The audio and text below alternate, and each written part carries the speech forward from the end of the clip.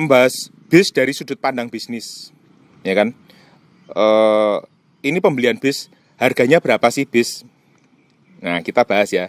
Ini contoh yang di artikel ini, itu pakai bisnya 1626. Karoserinya pakai Laksana, AC-nya Denso, joknya pakai Rimba 32, 22, cadangannya 6 unit. Ya, aksesorisnya opsional lah, ya kan. Nah, dia nulis ini, asumsinya seat berdasarkan kelas X Muryaan, karena saya sendiri dari Muryaan, ya kan. Kemudian nah, speknya udah ada. Kita lihat sasisnya, kira-kira itu on the road 1M 13 juta. Ini tulisannya yang di sini ya. Mungkin nggak tahu sekarang, mungkin udah naik atau turun 1626, saya nggak tahu preslisnya. Karoserinya sekitar 500. Ini tapi mungkin yang ya standar lah, rata-rata. Ini karoserinya Laksana, tapi ini Laksana nanti bisa nulis di komen ya. Terus AC-nya 110 juta. Sekitar itulah memang. Seatnya, wah ini seatnya 3 jutaan, karena mungkin yang eksekutif kan 38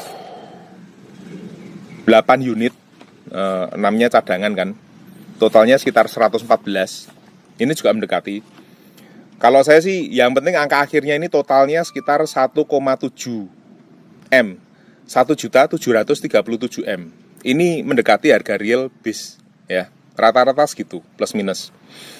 Kemudian kalau custom ya nanti mungkin akan ada biayanya lagi.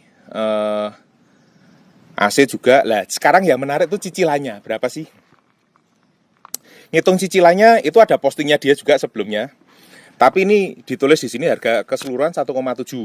Uang mukanya kira-kira 30%. 30% itu berarti sekitar 500 jutaan lah. Kemudian tenornya 5 tahun diambilnya. Kalau makin singkat tentu nanti biayanya akan makin tinggi, ya kan? Artinya kita cicilannya makin besar. Bunganya 12 tahun flat, ya kan?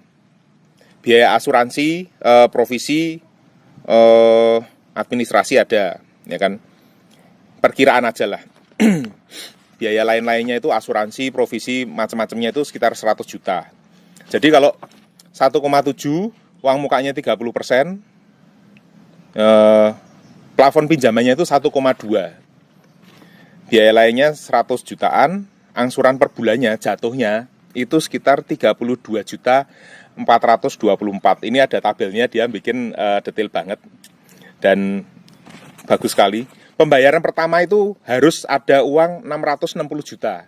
Itu dari mana? Uang mukanya 30% yang tadi, 500-an juta, ditambah biaya lain-lainnya, asuransi dan lain-lain itu harus dibayar di muka. Kemudian harus bayar pertama kali itu 32 jutanya itu angsuran pertama. Jadinya 660 juta. Jadi kebayang ya itu ya. Duitnya itu harus keluar gelondongan segitu di awal. Nah, yang menarik kemudian cicilannya. Cicilannya ini setiap bulan ini 32 juta setengah kira-kira. 32 juta 400 kan.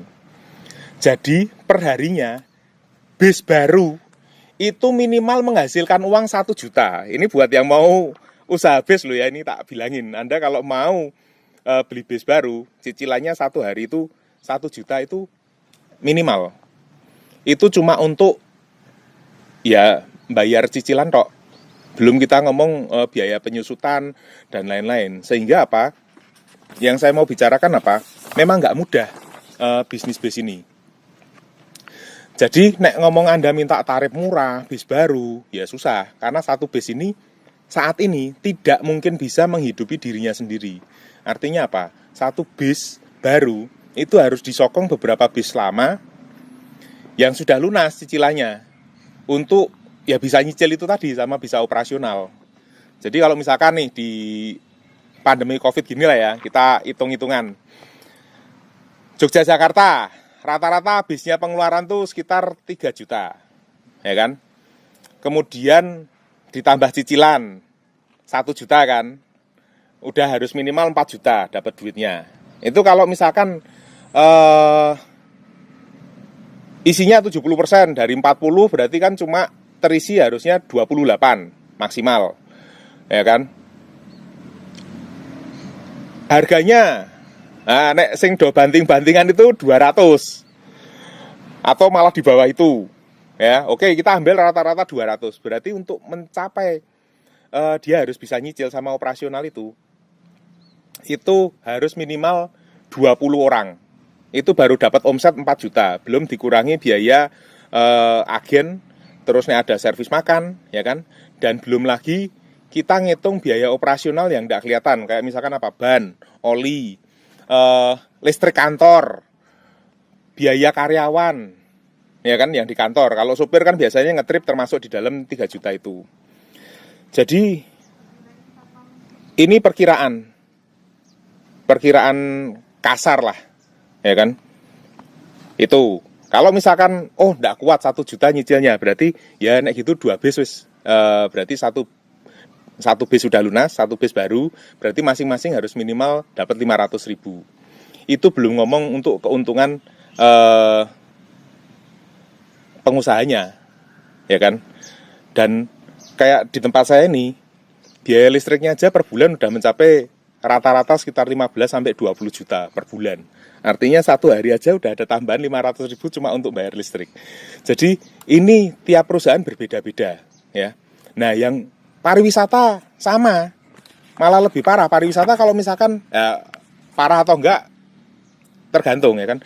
Pariwisata itu kalau bisa jalan dalam seminggu, bisa jalan 3-4 hari, itu bagus. Artinya kalau cuma jalan separuh, dia punya tanggungan malah 2 juta cicilannya, ya. Jadi itu yang mau saya sampaikan. Hitung-hitungannya kira-kira seperti apa.